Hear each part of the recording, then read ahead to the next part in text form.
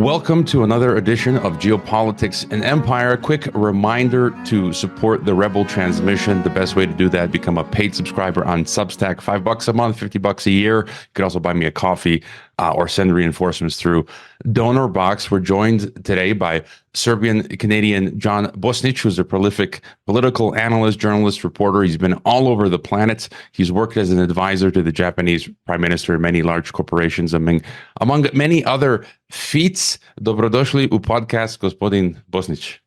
Hvala lepo. Srećan sam da tu budem I da pričam sa tobom o geopolitika.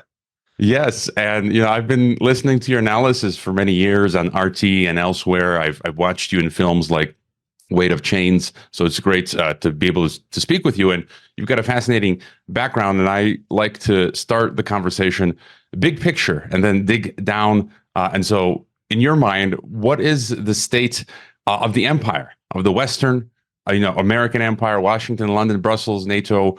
In my view, many people are saying it's declining, and things are getting pretty crazy. Where are things headed in your mind? Well, I agree with you. I think that the days of the empire are numbered. The empire, and I think that term now is pretty well accepted.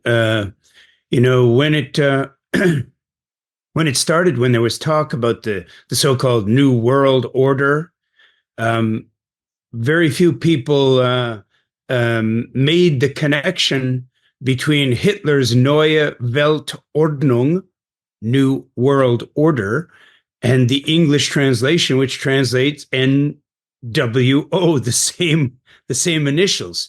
So that was the first clue that things weren't going to go as well as expected, and the expression "the New World Order" came out of the mouth of George Bush Sr., who I don't think could have made the mistake. I don't think he could be so undereducated as to have used the term New World Order without knowing that those are the verbatim terms used by Adolf Hitler.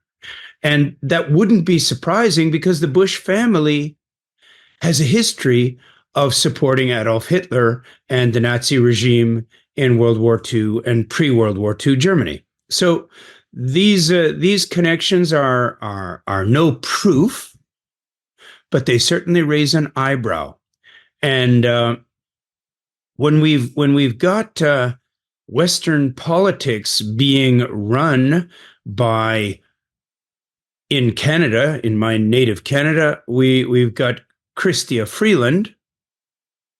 And in the United States, we had Victoria Nuland, both of whom have ancestors who trace back to Ukraine. So, once again, I'm an investigative reporter and a war reporter and a commentator. I was in Canada in the late 1970s. I graduated from university in the 1980s. I graduated from high school in the late 70s, and I was very active in student politics even in high school. So let's say from the mid 1970s, I was highly aware of who was who and what was being prepared. And at that time, Chrystia Freeland was active in Canada, and she was active in these organizations like the Captured Nations organizations, which was a revanchist group of people from Eastern Europe who were anti-communist and who wanted to see the fall not just of the Soviet Union, but more so of the Warsaw Pact, the Soviet allied and largely Soviet militarily occupied Eastern Bloc. And coming from a background on my father's side, which is from the former Yugoslavia, I, too, shared the desire to see the end of communism, to see the beginning of multi-party democracy, and I met and became very closely familiar with Ukrainians, Czechs, Slovaks, Poles.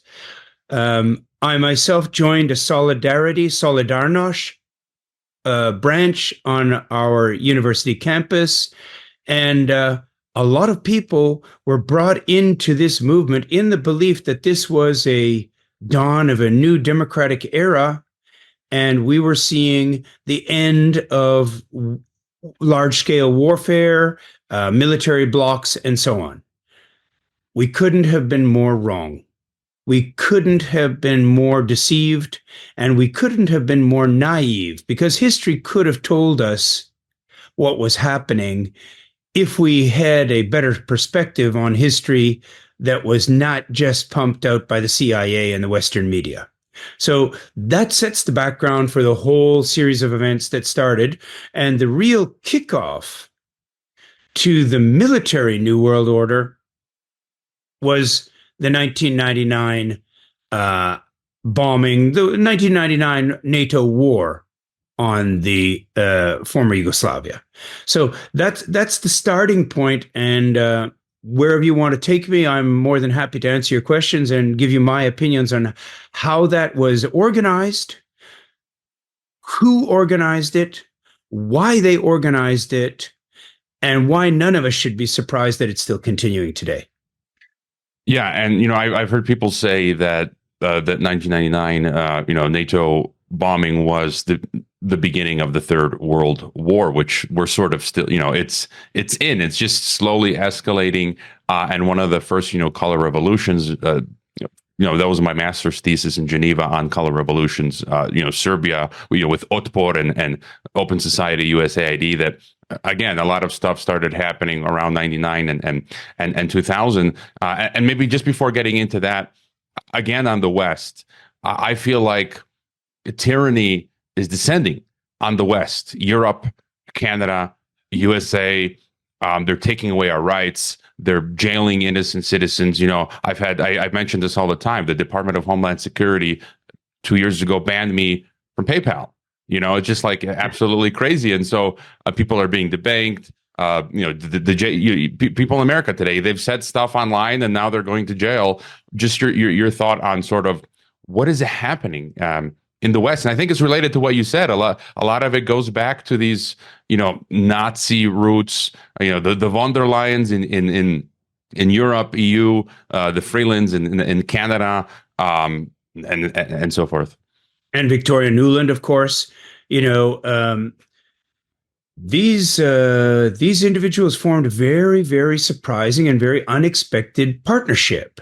We have Victoria Nuland, whose family is of Jewish origin, and we have Chrystia Freeland, also from Ukraine, whose family traces back to Nazis, not neo-Nazis, actual card-carrying Nazi propagandists in Ukraine.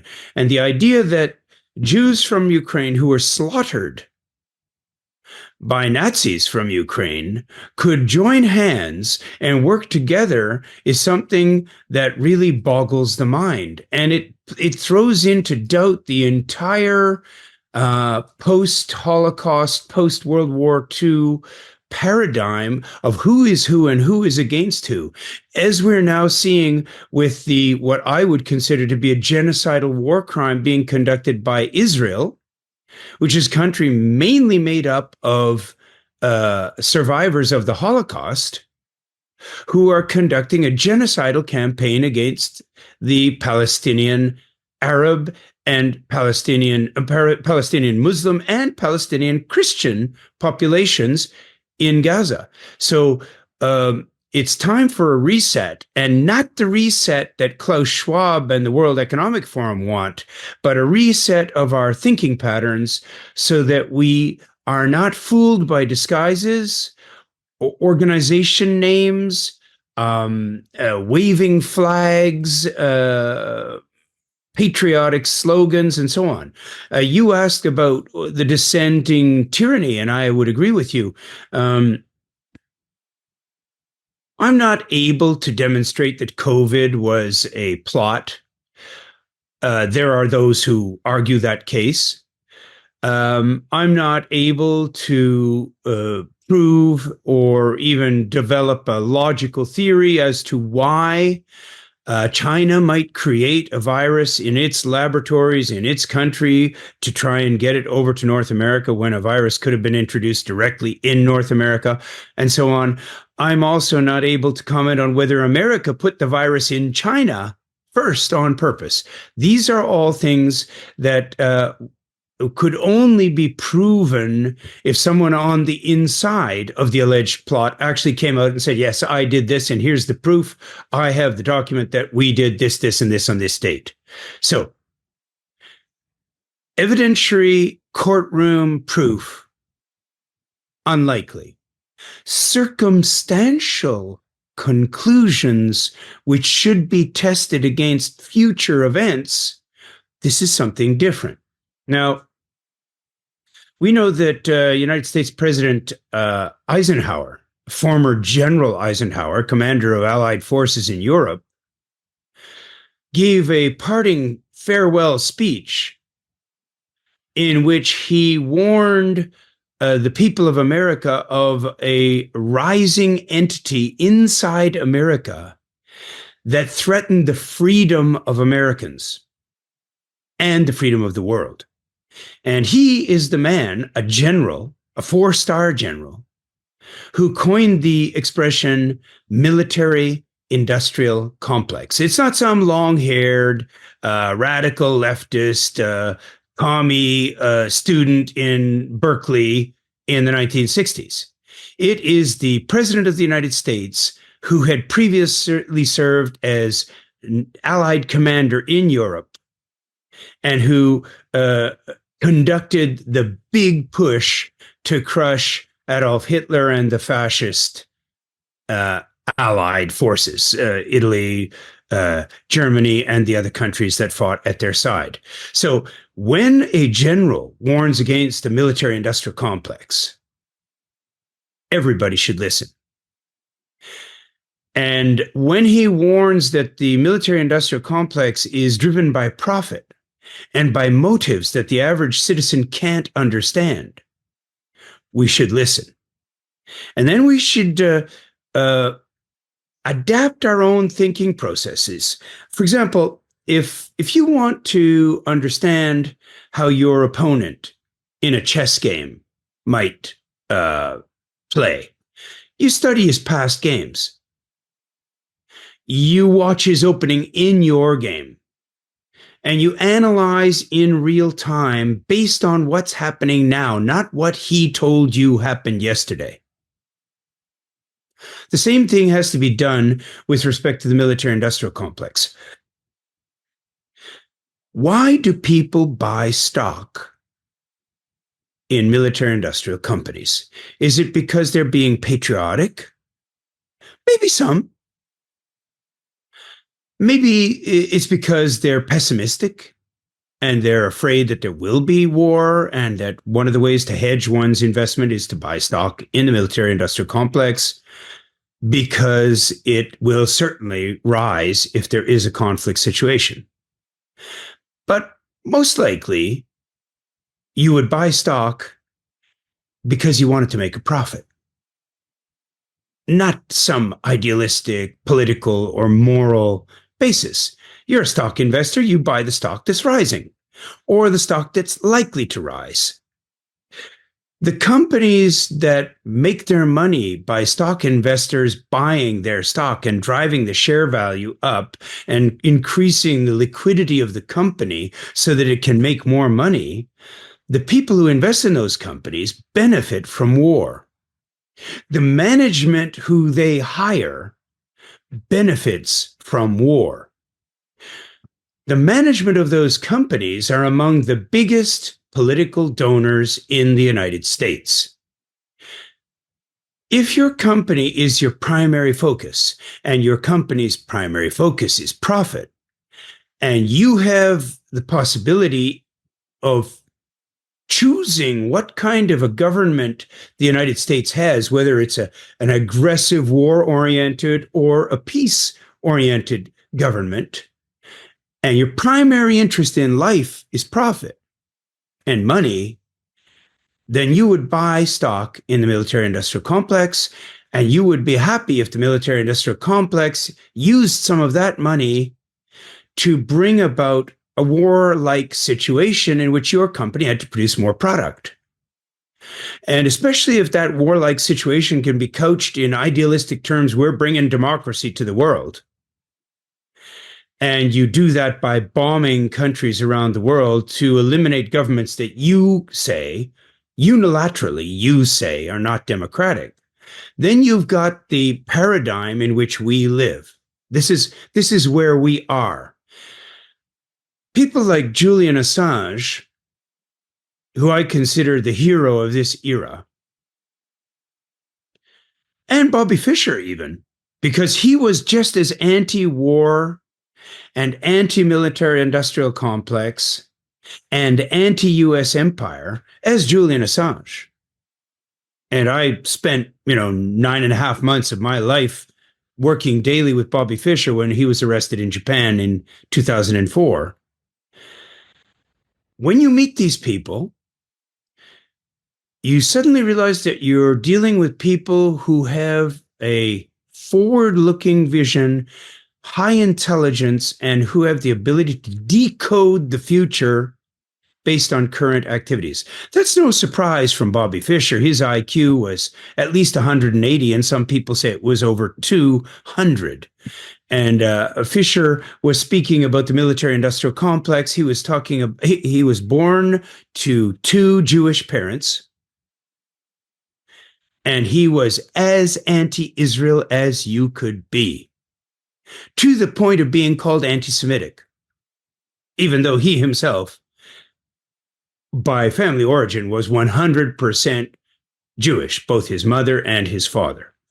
So now we've got an analogous situation in the Gaza story, where some of the loudest voices against Israel are Max Blumenthal at the Gray Zone podcast site,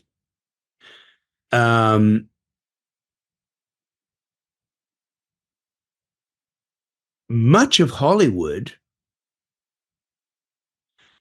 and political activists who are of Jewish origin who believe that people are using the Jewish identity as an excuse to power more wars. So all of this is wrapped up, and coincidentally or not, we're seeing what's happening in Gaza now, and it's falling as a part of this entire worldwide move towards war. Now, pump and dump is an expression used in the stock market. And the analogous situation in the world of politics is to push the world towards a crisis. Buy stock on the stock market in the military industrial companies, drive that stock up to the maximum possible level, sell the stock out because you're informed of what's going on because you're a big investor, make your profit, let the stock collapse, buy back in at a lower price, and repeat as necessary. This is the kleptomaniac orientation of those who invest in the military-industrial complex. And it's if you remember the triangular arrow, recycle arrow, it's a recycling system that involves war, weapons, bribes. War, weapons, bribes. War, weapons, bribes. And it can go on indefinitely without any end.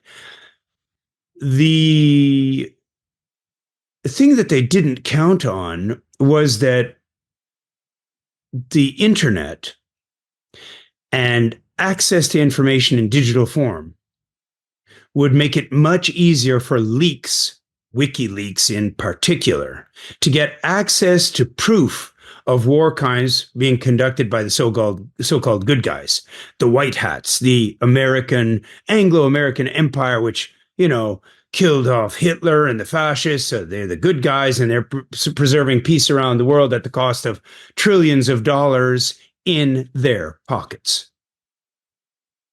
So that's the basic rejection of the establishment line theory.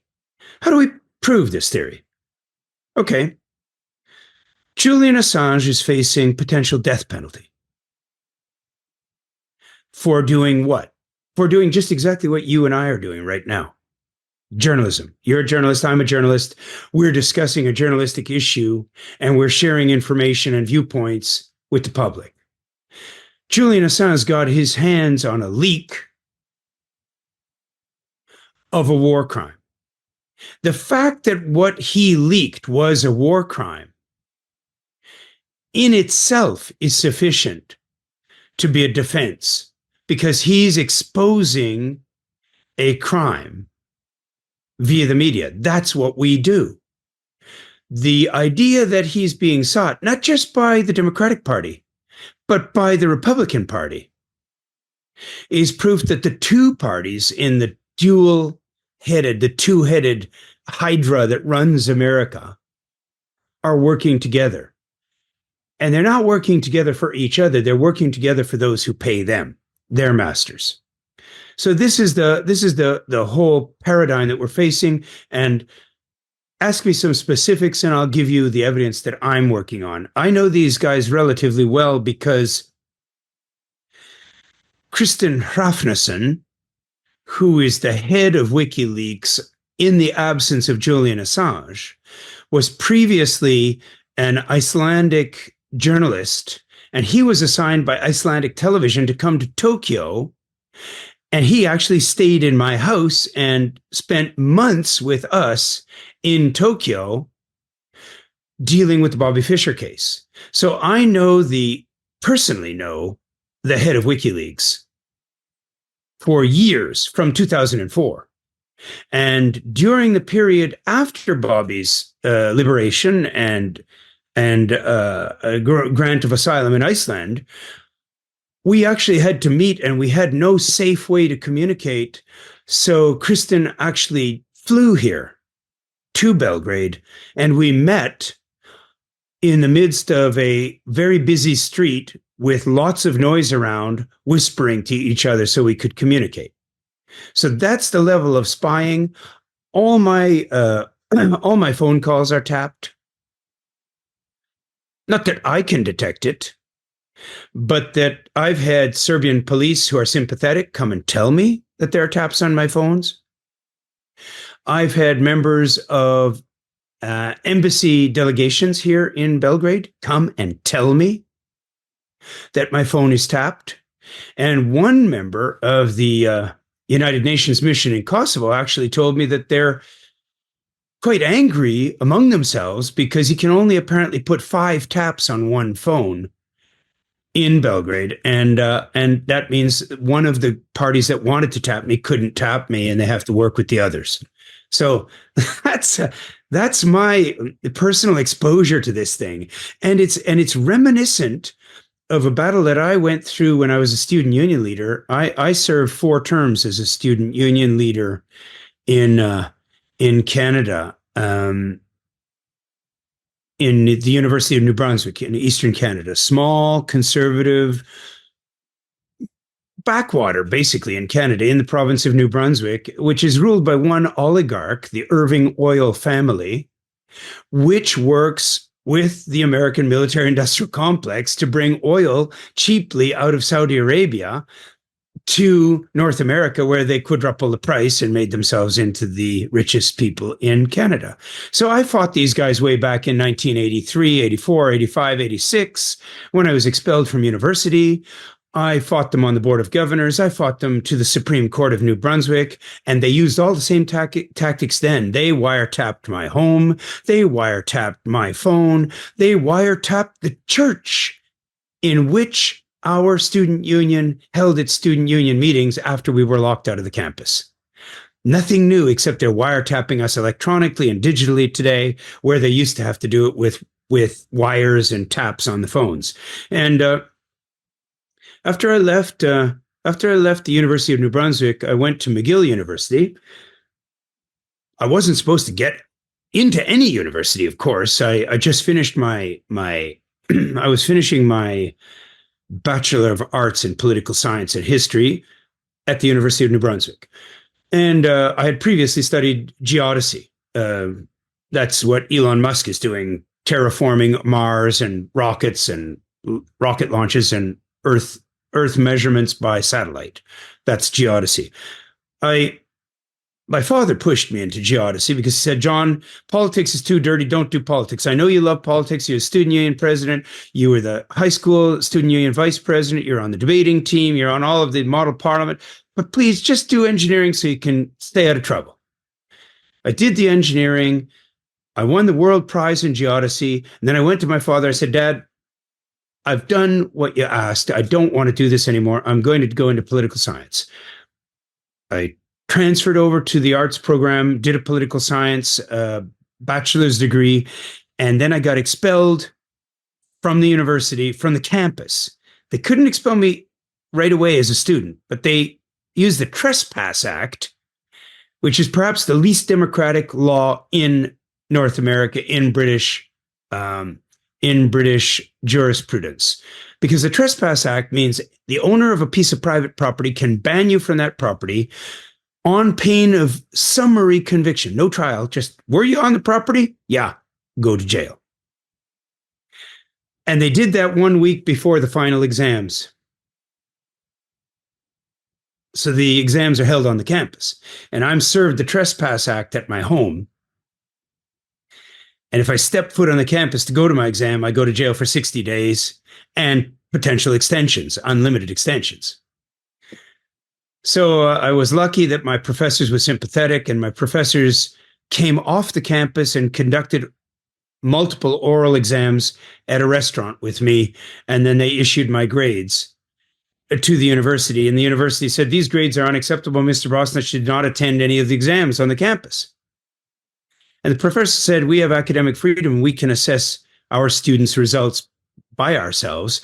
And we've met all 7 of his professors, and we've all given him A+. And if you don't accept his marks, then we're going to go on strike. We're going to close the campus, and no one's going to write an exam. That's 1986. Okay? That's almost 40 years ago that these tendencies were starting. And at that time, my late father was a professor of political science. Luckily, he was not teaching me, because they'd probably give me an F. But my late father's roommate at McGill University was Zbigniew Brzezinski. Okay, so Zbigniew Brzezinski was the creator of the Solidarity Union in Poland, Solidarność.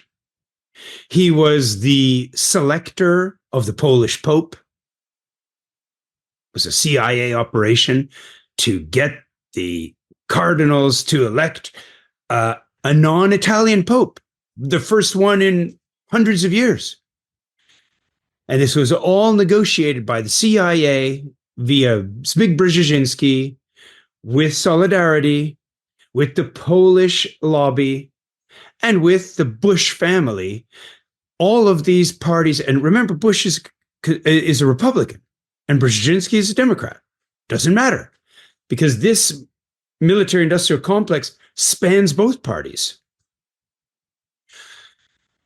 If I could just ask you on that point, I was going to mention, you mentioned Max Blumenthal.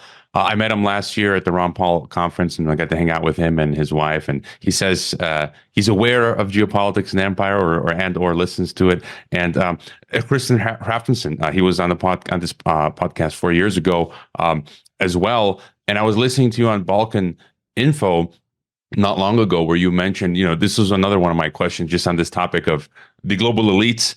The advance of globalism. I think you said when you were in Japan, you were in a room at a meeting where Henry Kissinger was president, if I'm not mistaken. He was selected the Japanese prime minister. I was the president in the room. I at the beginning of the press conference, I was a reporter. I was working for. I worked like a dog over there in Japan. I had just managed to get out of Canada after putting 2 police in jail in Montreal. So let me just do this progression. I got expelled from university back at the University of New Brunswick, driven off the campus by the, and I looked like I do now then. I was not some kind of student radical extremist of any kind. I was a direct democracy activist who wanted to make student government responsible directly to the students. So we had referenda. We had 18 referendum questions in one midterm student election on our campus. We had more referendum questions in one midterm election on our campus than all of the campuses across Canada combined. Because we put the democratic choice in the hands of the people. That is what the military-industrial complex, that is what the ruling elites, that's what the parliamentary system is designed to stop. To stop the people from making decisions that are not based on the interests of big business, the powerful families, the military industry, and subterfuge, deceit, deception, misdirection, outright lying, false events, setups. These are the kinds of things that are used to create wars, to create hatred, and to keep the military-industrial complex continuing to produce weapons, which are a really good commodity to deal in because it's a commodity that's destroyed as it's produced. So as many as you make, you'll never have enough because your opponent, if they're an effective opponent, as Russia is in this case, is going to be destroying, burning, blowing up your weapons as you make them. So it's an endless profit machine, so long as you can promote wars. And that's what we're seeing in Gaza. That's what we're seeing in Ukraine. That's what we saw in Iraq. That's what we're seeing as the, basically, if they could have the agenda, it would just be like the agenda of events in the book, in Orwell's book, 1984. Permanent war with shifting alliances, with endless and unlimited state censorship, control, and effectively a dictatorship. I couldn't go back to Canada for 2 years. I'm now living, I'm a dual citizen. I was born in Canada to a naturalized Serbian Canadian. My father left Yugoslavia at the end of World War II. He fought in the Royal Army against the Nazis, against the communists, against the Albanian Balista Nazis, against the Croatian Ustasha, against the Muslim SS, everybody you can imagine, he fought against them, and he managed to survive. He was one of the only survivors out of a battalion of some 700 men. He may have been the only one. So he made it to Trieste. He went into a displaced persons camp in Trieste, and he was because he was highly educated, much better educated than I am. He spoke 8 languages. He had finished his law degree, but refused to accept his diploma from the hands of the German commandant who was issuing the diplomas when he graduated. And he had studied also political science en route with history while studying law. He made it to Trieste, Italy, and went into a DP camp, displaced persons camp. And when you've got somebody who speaks 8 languages, you use him as a translator. So here they're in the camp, tens of thousands of people were moving through that camp. And in the particular area, fenced-in area where he was, there were 4,000 prisoners there. And the English camp commander had Sava Bosnitch, my father, as his translator. So he's interviewing people in Hungarian, in Serbian, in German, in French, in Italian, whatever, trying to find out who's who. One night, in the middle of the night, around 3 a.m, the camp commander himself comes to Sava's bunk in the camp, because my father was also a displaced person, even though he was serving there, and said, Sava, the gates of the camp are open for the next 5 or 10 minutes. don't take time to pack anything. Take your ID, take your coat, take your boots, and walk straight out. He said, but sir, won't I be shot from the towers? No, the gate will be open for 5 minutes. They're instructed to let one man out. When you go out, do not look back, just walk. My father walked. 3 hours later, the camp was locked down. All of the prisoners in the camp were put in a train.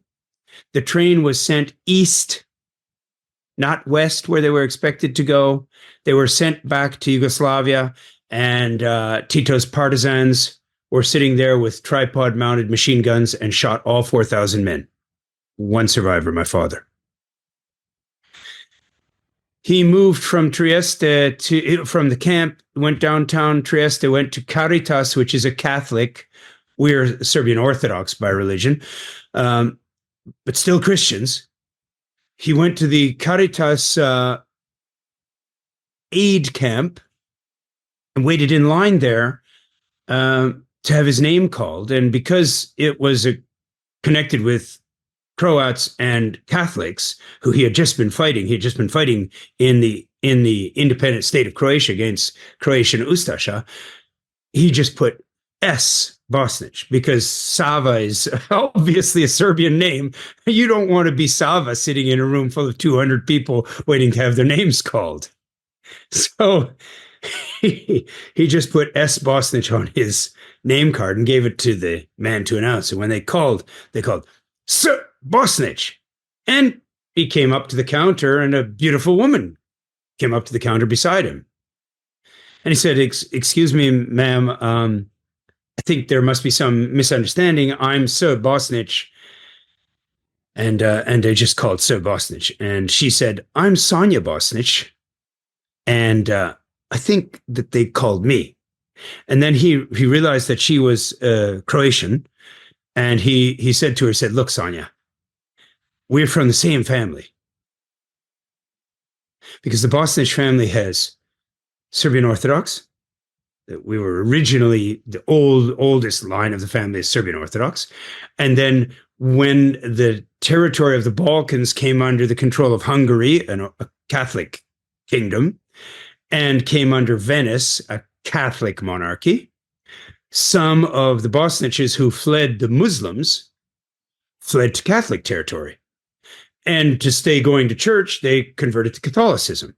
And so over hundreds of years, we became separated in different countries, different versions of the same religion. And here they two distant cousins meet each other at the counter. And he said, Sonia, could you please help me? I don't have any paperwork. And if I don't have paperwork, I could be arrested at any time and sent back. And you know they're killing people. Tito's partisans are killing people. Communists. Well, she would be sympathetic because if she were sent back, if she were running, she would probably have been connected to the recently destroyed independent state of Croatia. And indeed she was. Her uncle was Pavelić. So, well-connected, former dictator of Croatia is her uncle. Her name is Bosnitch. She goes behind the counter and she comes back with 2 IDs that say S. Bosnitch on them and gives one to my father. And effectively saved his life. He used that ID. He went to Rome. In Rome, he met a friend who was half Italian, half Croatian. They had been good friends before the war, and he had fled to get out of the war, and he had made it to Italy and not had to serve in any military. He managed to get out somehow. His name was Tony. And Tony met my dad by chance in Rome one day on the street. He spotted my dad, came running. He couldn't believe he lived because most people were killed who went in that war. And he said, look, Sava, and my father was wearing an English uniform because he had been transferred from the camp where he was a translator, and he was able to get the documents, and he still had an English uniform. And Tony said to him, Sava, with that English uniform, I can give you a great job. Sava said, what? I mean, what job are you talking about? And Tony was carrying a briefcase in his hand. And he said, take this. And my father, who was trained in jiu-jitsu and a really strong man, almost fell to the ground because the briefcase was that heavy. Tony said, "I'm working for the Vatican." Okay. So I said, "What's in the briefcase?" Tony opens it up, and it's 10-kilo blocks of NDH gold, 10-kilo bricks of the independent state of Croatia's gold, taken from their gold reserves and taken from the fillings of all the people killed in the death camps. He says, "Salva, you can take this up to Milano, sell it on the bourse there, bring back US dollars. We get a commission, and we provide the US dollars to the Vatican, and the Vatican is getting rid of this gold." My father said, "Thank you very much for the job offer, but I can't do this, because my uncle, the man for whom I'm named, John Bosnitch, my father's uncle was Jovan Bosnitch, which is Serbian for John. John Bosnitch was killed in the Jasenovac death camp system, and he had gold fillings, and they were in that gold. So my father just couldn't take the job and wouldn't do the job. But it shows you how close my family was to all of these events. My grandfather was the commander of the Royal Guard for the King of Yugoslavia, King Alexander. So we saw the development into the wars, and the same patterns that led into World War I and that led into World War II are the patterns that I'm seeing today, and I'm comparing them point to point with the patterns that my father told me about, my uncle told me about, and my grandfather told me about. So if I hadn't had this exposure to history, if I wasn't familiar with the deeds of the Vatican, if I wasn't familiar with what fascism was, if I wasn't familiar with the near impossibility of my own father's survival, I wouldn't take any of this as seriously as I do. But knowing what I do, I feel I have moral obligation to stand up, and that's why I speak out. That's why I'm here with you on the podcast, and that's why I've been in all kinds of media all over the world on this subject. Yeah, I would just add quickly, as far as I recall, my Croatian grandfather he survived his old age, but he had been a prisoner, I believe, as well, of the Croatian Nazi regime. And you know, this was one of my questions that you just brought us to, where I'm seeing the same signals as well. We're you mentioned, you know, the formula of the military-industrial complex, but I'm feeling like something is different this time, because we're seeing sort of a multi-front growth of what could be Third World War. There's calls all over Europe now by governments for bringing back conscription in Croatia, in Serbia, Yep. in the Baltic countries. You're seeing NATO. And again, you mentioned, you know, the former Yugoslavia, 1999. You know, even as a Croatian, Once you study NATO, I realize it's a terrorist organization. I mean, Operation NATO Gladio. Nazis. Yeah, NATO Nazis. Yeah, I call it the North Atlantic Terrorist Organization, and it's aggressive institutions looking for global domination. I mean, now they're going into Colombia, global partner. Now they just took Argentina. There's been calls by General Stavridis last week saying we should incorporate Thailand and like Singapore, Indonesia. Like, it doesn't make any sense, and they're creating. Well, it makes sense. It makes sense to them, because if you're going to have a global war, you need the organization to be global. You need Japan to join NATO. I mean, what Japan has to do with the North Atlantic, I don't know. But Japan to join NATO, and if they could, they would even bring in the Philippines. Because basically NATO is it's not an organization of independent states.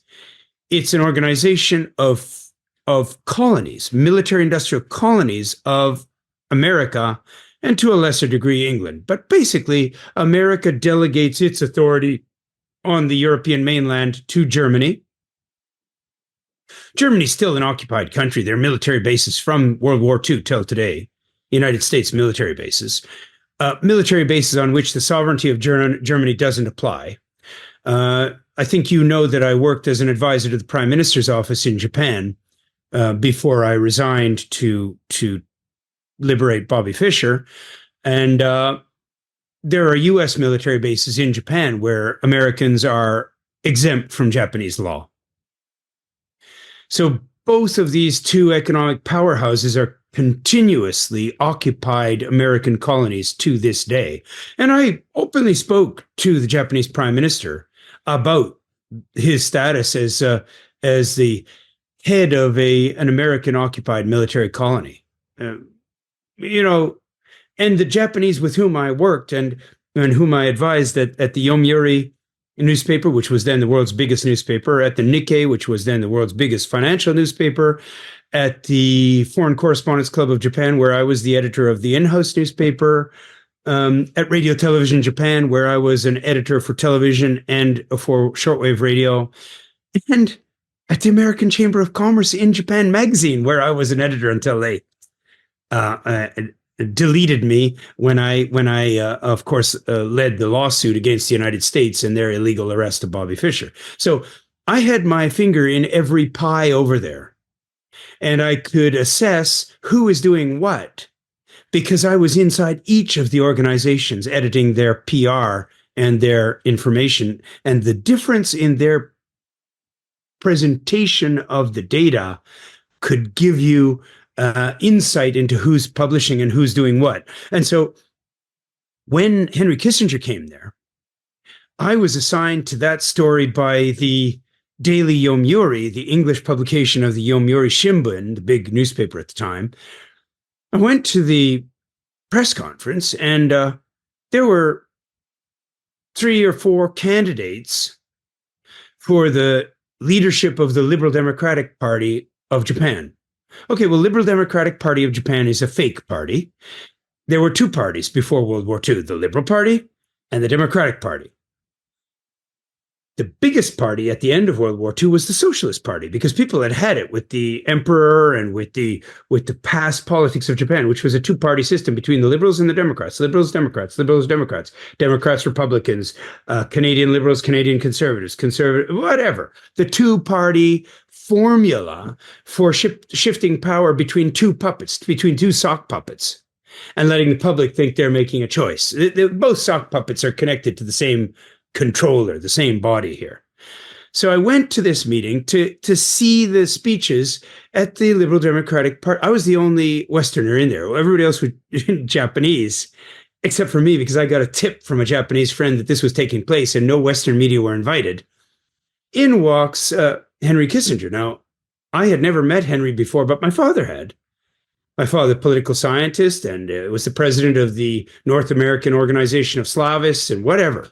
They had met each other at conferences. And of course, he was Big Brzezinski's classmate at McGill, and they knew each other at various institutes. So when I told my dad I was going to go and cover a press conference with Henry Kissinger, he said, go right up to him and tell him you're Sava's son. He might, he might share something with you. Indeed. How was the prime minister selected?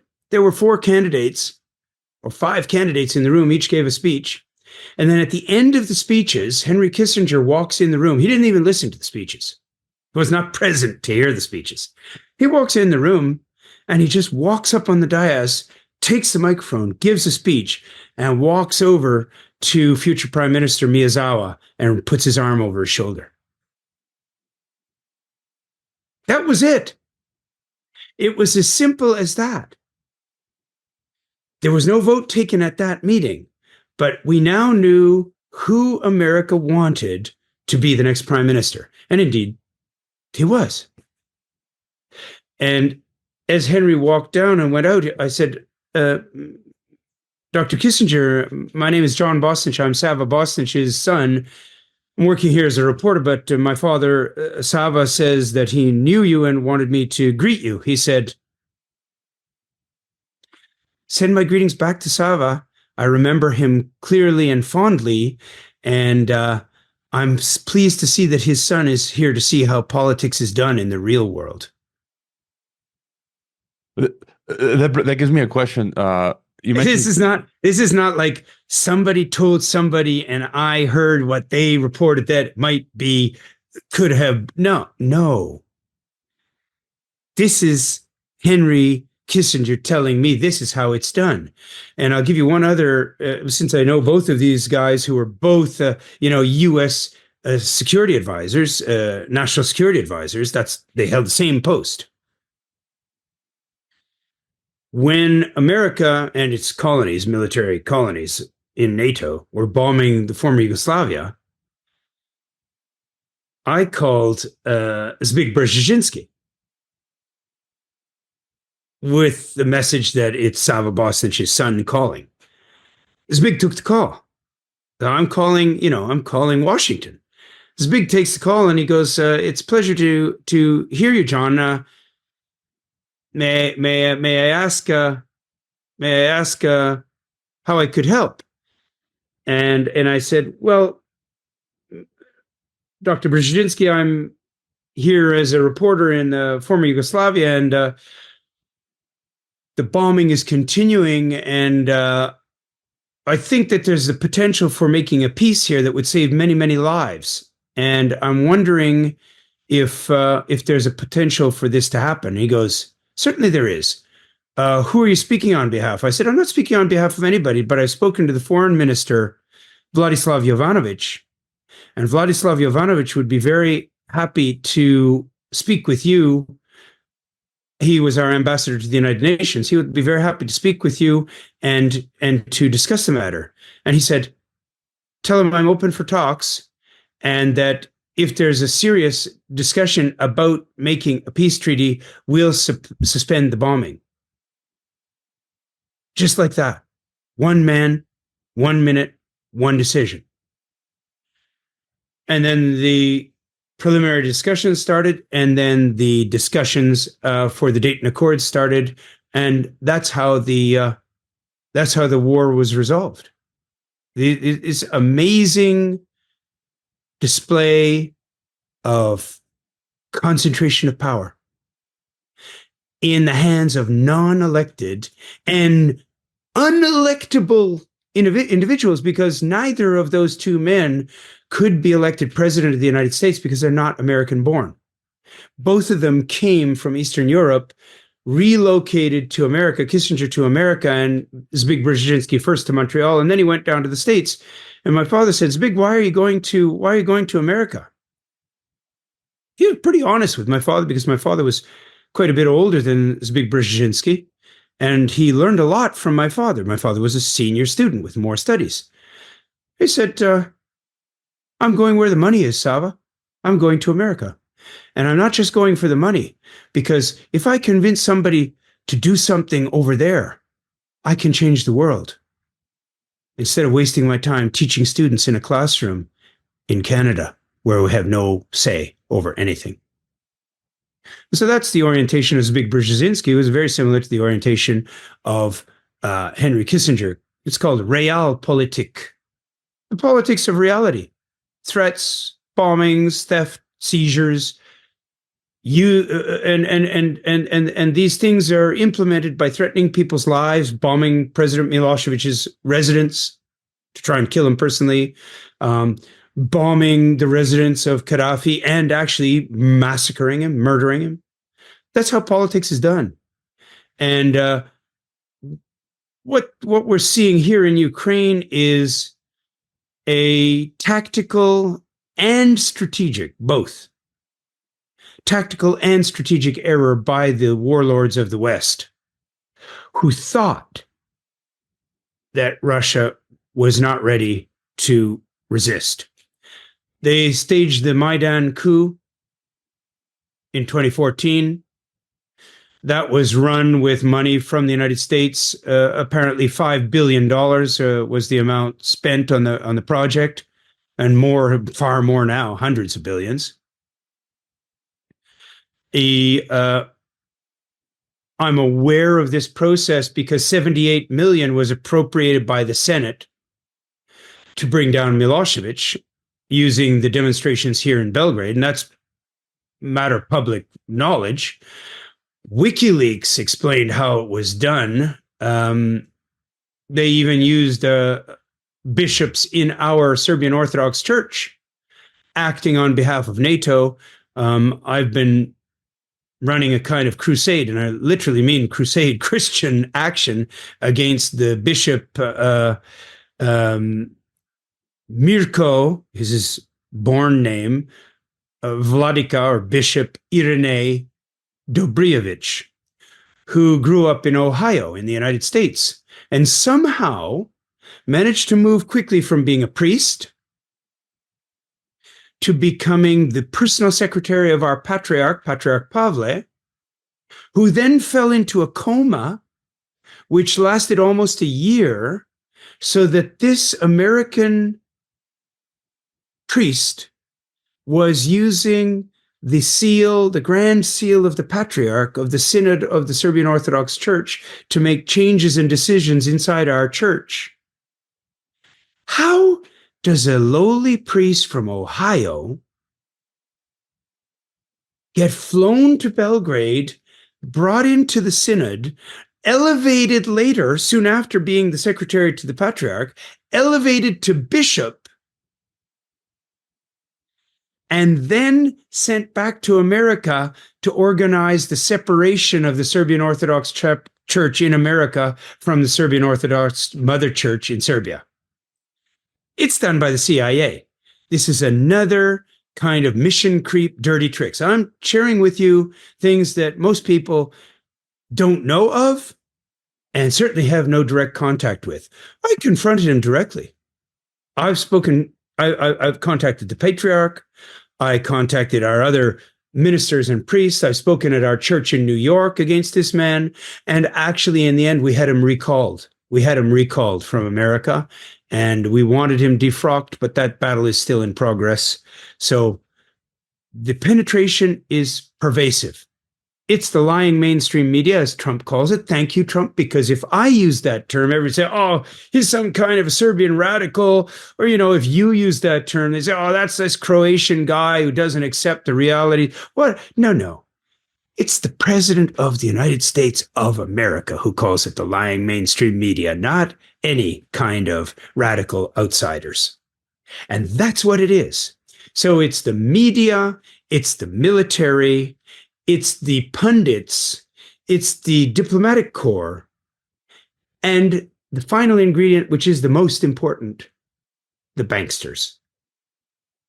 Because the banksters make the maximum profit, and the profit buys the people who are not ideologically oriented towards the agenda. So you've got everybody. You mentioned the controllers. Just any best guess as to what this global power structure looks like? You mentioned the Vatican. I think they're there. People talk about the Vatican is there. Bilderberg, Bilderbergers are there. I mean, Davos. The Freemasons are there. I mean, I have, in the circles in which I work,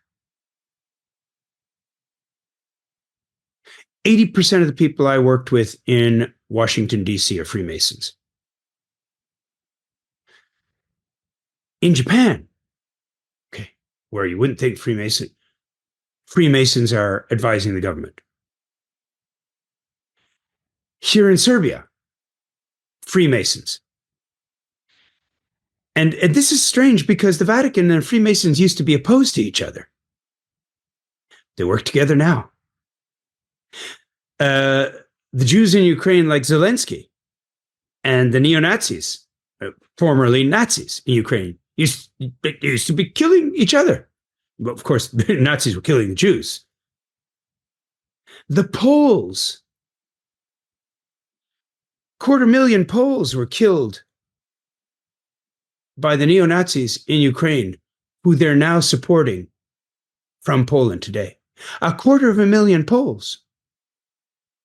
The only man who is standing out, really standing out against this, is Orban of Hungary, who lost Hungarian territory in Ukraine and who lost thousands of Hungarian citizens who were murdered by the neo-Nazis of Ukraine. And this is why Orban broke ranks with the rest of NATO, and why Orban has been open for contact and communications with Putin and the Russian government. So, as much as the West and Soros and the Western media attack Orban and say that he's, not democratic, well, not true. There are fair and free elections over there in Hungary. But the more they attack him, the more you realize what an exceptional individual he is and what guts he has had to take the stand that he has in this crisis. Pressed from the north by the Poles, pressed from the east by neo-Nazis in Ukraine, pressed from the west by the English and the Americans. An amazing political hero, I would say. And I say that in taking note of the fact that Hungarians and Serbs had a bad history in World War II, in which Hungarian fascists killed tens of thousands of Serbs, civilians, without any reason. And on the issue of war, you mentioned World War III, and again, do you feel, because we're seeing now the decline of the West, this apparent rise of the East, multipolar world, BRICS, Russia, China, coming together, and it just seems like the Western Empire is going to, there are psychopaths that I think are willing to open up all fronts, Taiwan, go to war with Iran. Yeah, they're psychopaths. They're psychopaths to you and to me. But they're not psychopaths to the people who have swallowed the Kool-Aid, which is fed to them every day on the evening news on MSNBC or CBS or ABC or Australian television or the BBC or any of the mainstream lying media. So I try to avoid the word psychopaths, although Max Blumenthal uses it and you use it and others use it. These people are delusional. They may not be psychotic. They might not be psychopathic, but they're definitely delusional because they think that people like you and like me and like Julian Assange, they think that we will just give up, that our voice won't get out. But this podcast that we're doing now, The Gray Zone, Scott Ritter's thousands of presentations, these are the proof that they can't shut us up. And these are the proof, as you see the millions and millions of views that some of these podcasts are getting, you realize that we're getting our message out there. So I think that I'm relatively optimistic. I think that we're going to win in stopping this World War III. I think that the West only, the collective West, because it's not the West, it's a collective ruled by London, who educates the American brawn. But the collective West only wants to fight. They only want to fight if they're sure they're going to win. They don't want to be in a situation where they might not win. And if you're fighting Russia and China, you might not win. And you might not win so badly that you might end up getting killed and you might get radiated and you might lose everything that you did all this for. So when in the hierarchy of needs, peace is higher in the hierarchy of needs than World War III is. So World War III is unlikely to come of all of this, but it has to be a current, continuous threat in order to get the weapons sold. This has to be the threat. And so long as the threat is credible, Congress and the British Parliament and the Canadian Parliament will continue passing and adopting these War Measures Acts and these drone supply bills and $90 billion budgets and so on. Why are they widening it?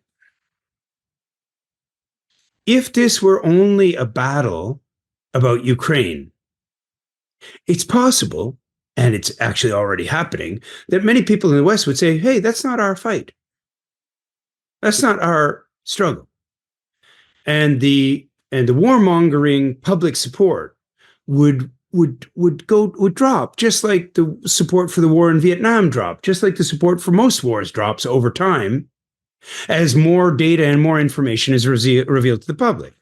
So by having a multi-focus war with multiple bad guys, Putin is the bad guy up here, Assad is the bad guy down there, China's Xi is the bad guy over there, the mullahs are the bad guy in Iran.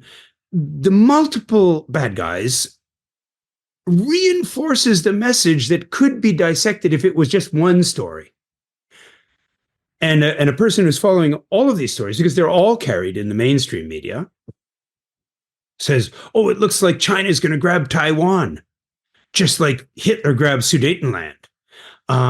It looks like there's a threat to Japan from North Korea. Ooh, if Japan goes down, then we're going to lose the Pacific.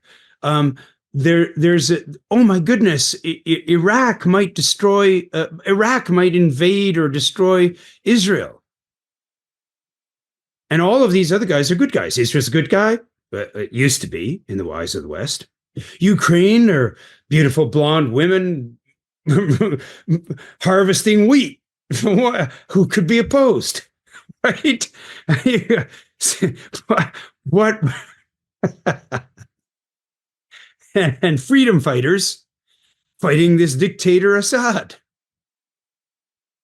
Too much. So the average person in the public who doesn't have the time to focus on this and do deep research concludes that, yeah, it's the good guys and the bad guys, because these are all good guys, so those guys must all be bad guys. But that could only work if it was a flash war. Quick, off to the battlefield, off we go. And Putin is a master of brinkmanship.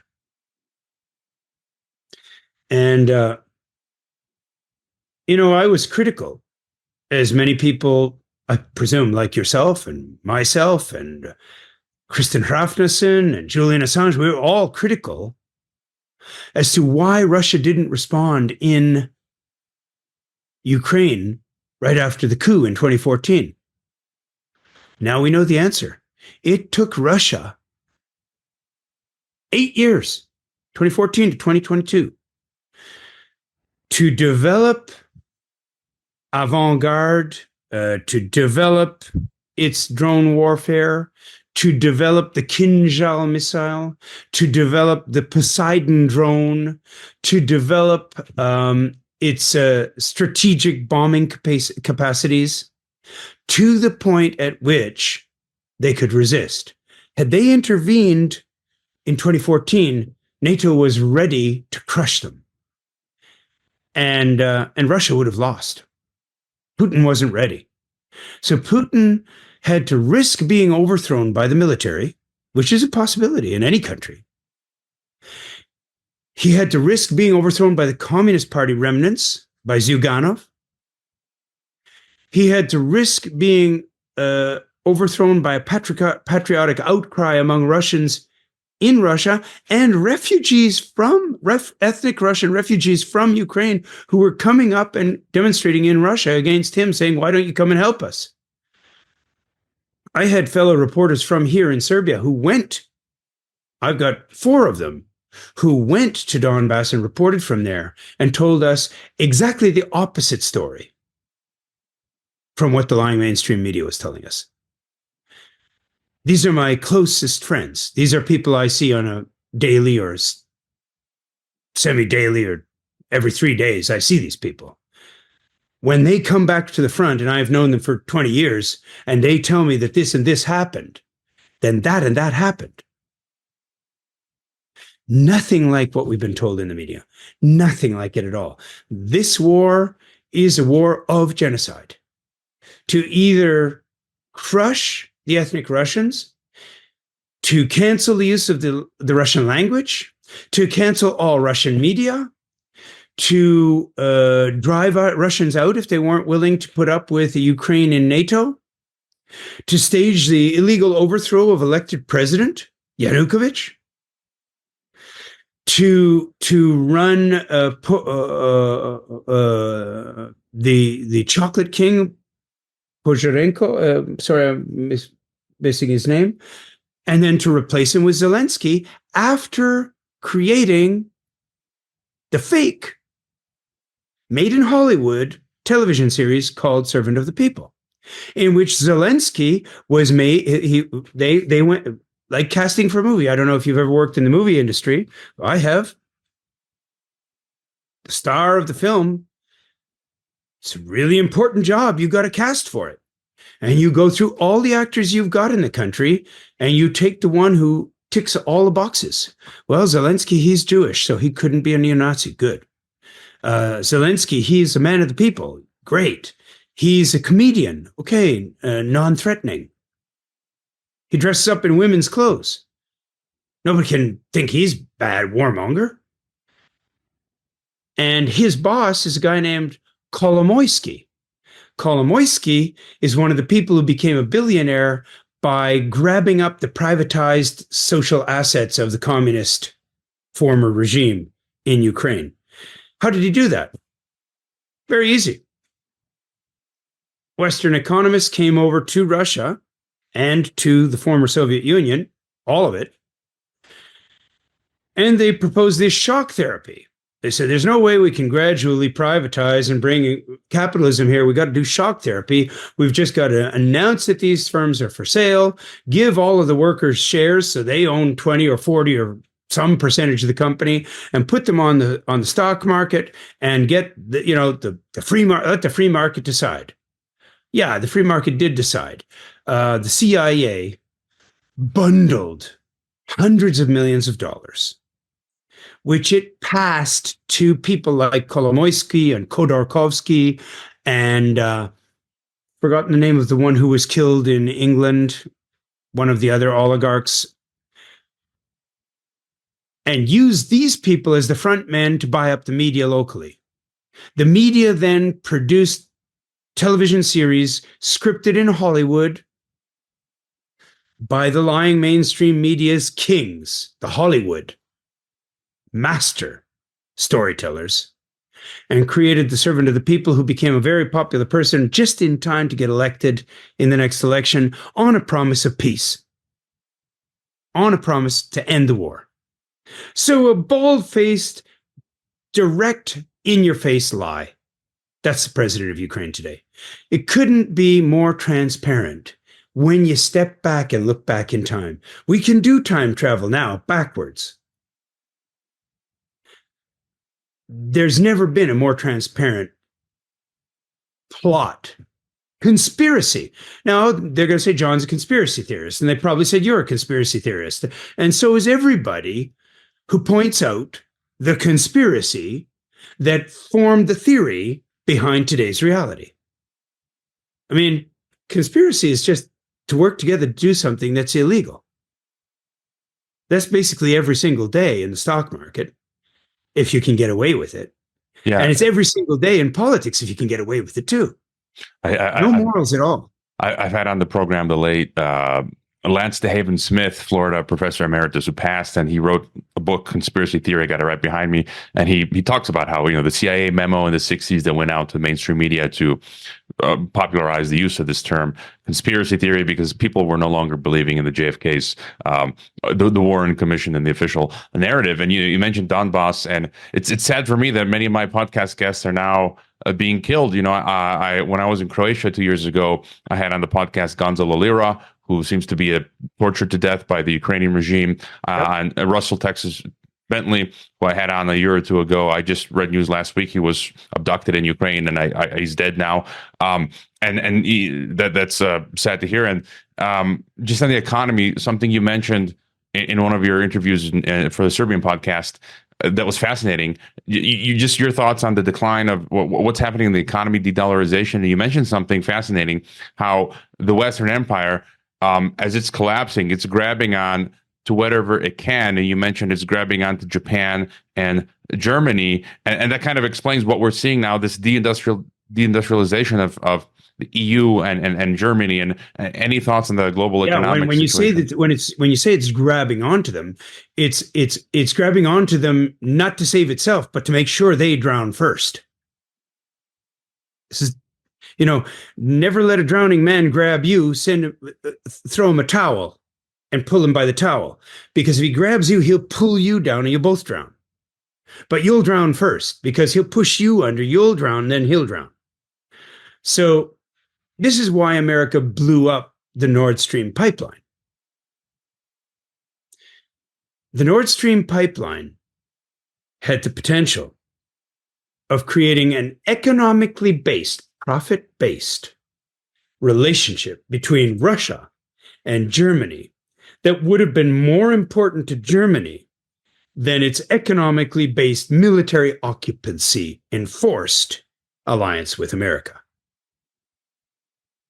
This is why the Nord Stream pipeline had to be stopped. And the parties involved were America and England. England, the master of the seas, of course, was involved, but it was America that ordered it. It was Biden himself said that pipeline is not going to be operating. You know, this is very, very point blank. You don't see that on the mainstream media.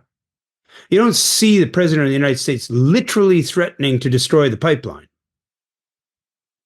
But you do see it on a podcast like yours and everybody else. This is where you see the truth. So the public now knows that the truth is not available from the mainstream media, the educated public. And lucky for us, it's only the educated public that matters because the uneducated public is not politically active. They just show up for the elections. But the educated public are the people who watch the podcasts, who call their members of Congress, who start to doubt the system, who start to talk to their neighbors, and who, let's say, destabilize the consensus. And when the consensus is destabilized, that's when you have a problem. Like we had in Canada when the truckers occupied Ottawa. Basically, people like truckers. They deliver, they work like dogs. They deliver all the goods in the society. There was a lot of sympathy for the truckers in Canada. What did Pierre Elliott Trudeau's son, Justin Trudeau, do? He declared martial law. Okay. Who declared martial law previously? Pierre Elliott Trudeau in 1970 declared martial law. I grew up in Fredericton, New Brunswick, Canada, a small little town. We had less than 50,000 people there back in the 70s. Provincial capital. We had tanks on Main Street in our town and all across the country. Justin did the same thing. Declared martial law because people were objecting to the vaccines and objecting to the COVID dictatorship. So none of what's happening today is without roots. It has traceable roots by families, by individuals, by past conduct, by precedent. And when you connect these historical events and these personalities, you decode what's happening. But this is what Putin did from when he took office. Remember, Putin took office when Yeltsin had just about crushed the Soviet Union from the inside. He had let the rape of resources take place in Siberia. He had let Total, Exxon, future Secretary of State of the United States, Exxon take the resources for nothing. Yeltsin took bribes. His daughter in particular took tens of millions of dollars in bribes. Putin, being an intelligence officer, was loyal to his state. A high-ranking, super intelligent intelligence officer was selected within the KGB to save the state. And the KGB gave Yeltsin the ultimatum, we're going to, first there was the attempted overthrow of Gorbachev by the communist holdouts. Yeltsin put that down, stormed the parliament, and crushed that rebellion. Everybody thought, "Oh wow, Yeltsin's going to save Russia." But Yeltsin himself was beholden to the West. So it was another deception. Yeltsin shows up, takes control, and he suddenly just turns everything over to the West. Putin bubbles up through the internal controls of the KGB, and he basically gives Yeltsin the ultimatum. I need to be appointed the prime minister to stop this, or we're going to arrest you and your daughter, and you'll both be executed. Okay, that's a relatively terrifying prospect, and especially after it's just 10 years after Ceausescu, and it's just after the 1999 bombing of Serbia, where the Russians got the message. They realized that they're next. The multi-ethnic Yugoslavia is destroyed. Next is going to be multi-ethnic Soviet Union and Russia. And so Putin came in, became the prime minister, and then he gave Yeltsin the ultimatum, you're going to leave, and I'm going to be the president, and you can walk away without going to prison for life, and your daughter can walk, and this is it. As soon as Putin came into power, he held a meeting in the Kremlin. He called all the oligarchs in with their wives for a big banquet, a big dinner. Put a telephone next to each of them on the table. I met somebody who was there. And gave them a piece of paper listing their bank accounts and the balances of all the money they had taken outside of Russia. Said, call your bankers, because until that money is all transferred back to Russia, nobody's leaving this dinner. And they did. Billions were returned from Switzerland, from Luxembourg, from Cayman Islands, from all kinds of havens all around the world in one day. A surprise sneak attack by President Putin. And that was the beginning of the war. That was the beginning of the resistance. The rape, the economic, political, cultural, profit, resource rape of Russia was stopped on that day. And then they said they've got to get rid of this guy. And all of the steps from then till today can be tracked along that timeline. We've got the war in Iraq to seize its assets. We've got the war in Syria. We've got now the most important war of all, Ukraine, because Ukraine puts the West within striking distance of Moscow. One of the German Storm Shadow cruise missiles can hit Moscow in a couple of minutes. So Putin, if he were able, he would have intervened in 2014, but he couldn't. It took him until 2022, and we're not even sure whether all of the weapons he showed on his famous presentation actually existed or were working at that time. But they certainly did a good CGI, computer-generated graphics imagery, right? So it was enough to scare them. Then Putin entered this war as a special military operation. Okay. Why did he use that terminology instead of just saying we're declaring war? Because he doesn't have a complaint with the Ukrainian people. He has a complaint with the Putsch regime, which came to power unlawfully through a coup d'etat. And he has a complaint with the masters in the shadows who are running this puppet, Zelensky. Zelensky is a nobody. He's an actor. He's acting the role. On May 21st, Zelensky's term as president expires. I would suggest that he might personally expire soon after, because he'll no longer be the legal president of Ukraine. He'll have an extended war measures term. And I think that Putin, being a legalist, who's very careful to try and do everything by the law, might see that as the turning point on Zelensky's future. Just a bit of an anticipation there. Yeah, we can see that. John, we've covered the waterfront a lot.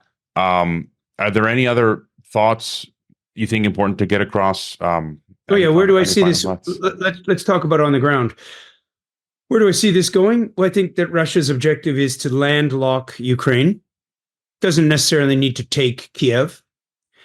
He needs to cut Ukraine off from the Black Sea so that the heavy weapons shipments and shipments that come of their grain out is going to go through an Odessa controlled by Russia.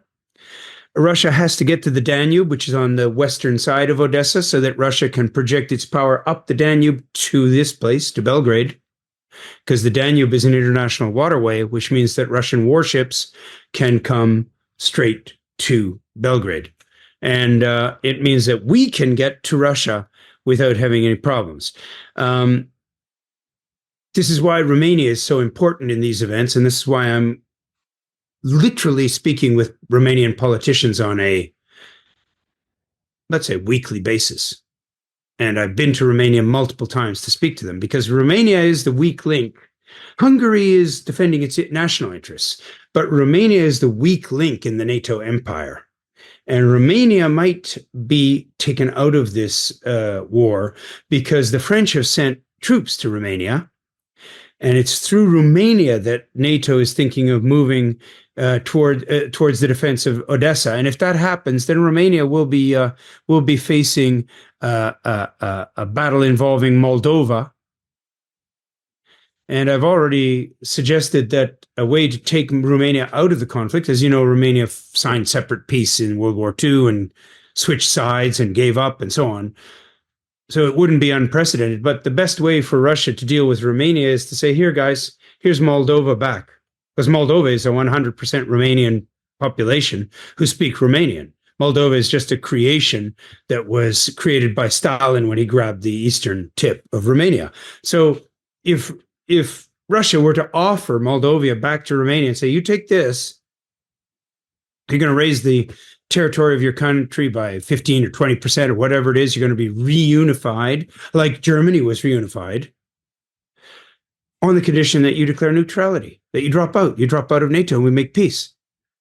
That's what was supposed to happen when Gorbachev met with Bush and agreed to let Eastern Germany go back to Germany.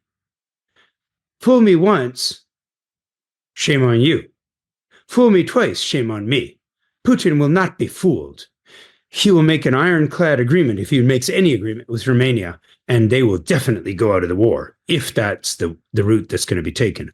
I think that that's one of the avenues, the neutralization of Hungary and effective neutralization of Hungary, real world neutralization of Romania, and the takeover of the entire seacoast so that there's no exit for the grain of Ukraine except by sea through a Russian controlled port, which means that they have the economy of Ukraine by the throat. These are critical steps, and I think that we're going to see that the majority Russian population, Kharkov, called Kharkiv by the Ukrainians, we're going to see that go back to Russia. We're going to see a smaller Ukraine centered on Kiev. And if they don't accept that, then I think Russia's going to have to seize the entire territory, because that's the only alternative to world war. And Russia's going to have to make it absolutely clear to the West that if you interfere in this war, if you enter in this war, first of all, the troops that you put in here, we're going to vaporize them immediately. Vaporize them. 5,000 in a day. It's not going to be 5,000 over, it's not going to be over 10 years. It'll be 5,000 in one day. If that happens, most of the people in the West say this is not worth it. So World War III, probably only by accident. And even then, if it's by accident, it can probably be stopped relatively quickly. I like how you said earlier you were optimistic. The truth is getting out, and that we could stop this. Yeah, I mean, I am optimistic, and I think that there's a growing group of people who are transcending traditional boundaries to work together. I mean, you're Croatian, I'm Serbian. When everybody hears about a Serb and a Croat working together, going, "What's that? What's up with that?" Right? Oliver Stone going over and interviewing Putin for 20 hours and telling the story. This is the same Oliver Stone who told the true story about Vietnam. He went and served in Vietnam. He produced the film Platoon. This is the man who opened the eyes of America. He's now opening their eyes about who Putin is and who Russia is. I think that we have to work, you and I and others, in every domain that we can to get this message out. Of course, I'll share your podcast, this one, and I'll also look through others and share them until they ban me on Facebook, and then I'll share it on X. I'm going to be traveling to North America. I'm going to try and get in touch with Donald Trump. I've got people who know him. I'm going to try and meet with Justin Trudeau. I'm going to try and meet with Oliver Stone. And I've already been in touch with Emir Kusturica, our Palme d'Or film director, about a film that could address this whole thing and bring the topic back to Kosovo, because Kosovo is where it basically all started. That was the beginning of the preparation for the war. And I think what we're going to do is we're going to see history all roll back. And that means it's going to end, this period is going to end in Kosovo. And we should see a solution in Kosovo that preserves Serbian sovereignty, that allows the Albanian minority that lives there to stay there in peace, and rolls back the engines of war that brought us to the edge of the brink, which is where we are today. Well, let's hope that comes to pass. Is there any best place people can find you on the internet, websites, social media? You can find me on Facebook, John Bosnitch. You can find me on Telegram. I'm on Telegram, JOHNBOSNITCH. I'm on Skype if somebody wants to call me directly. Just my name is John Bosnitch, one word, all lowercase, JOHNBOSNITCH. And basically, I think that's pretty good ability to reach me. And people do. I'm on Messenger, Facebook Messenger, so send me a message there. I've got thousands waiting, but I'm trying to dig my way through them. All right, Senor Bosnitch, hvala što ste bili gost na Geopolitics and Empire. Hvala lepo za poziv. Srećan sam da sam imao prilikom da te tu upoznam I da radimo zajedno. I hope you enjoyed this Geopolitics and Empire podcast. The website is geopoliticsandempire.com, and I encourage you to sign up for the free email list that goes out with each podcast and every weekend with a collection of news headlines. The newsletter and website are our last lines of defense. We're being censored and deplatformed. It's nearly impossible to find Geopolitics and Empire on the Google search engine. We've been blacklisted. YouTube frequently takes down our videos with strikes. Facebook restricts our page. Reddit and Twitter take down posts. And after the Associated Press mentioned Geopolitics and Empire in a 2021 article co-written with NATO, our Patreon account was terminated. Vimeo also terminated our Pro account. The best free way to help Geopolitics and Empire is to leave a review on Apple Podcasts or elsewhere and subscribe to all of our media channels. You can find the video broadcast now on 5 platforms: Odyssey, Rockfin, Rumble, BitChute, and Brighteon. You can find the audio broadcast on the podcast ecosystem: SoundCloud, Apple, Spotify, and so on. My current favorite social media channels are Twitter and Telegram, but you can also find us on Gab, MeWe, Minds, Float, VK, Instagram, Facebook, and LinkedIn. Finally, Geopolitics and Empire is in dire need of funding to continue. You can leave a donation, purchase a consultation with the host, or become a member to receive additional benefits. We also produce a weekly broadcast called Dissident Thinker for members and Rockfin subscribers only.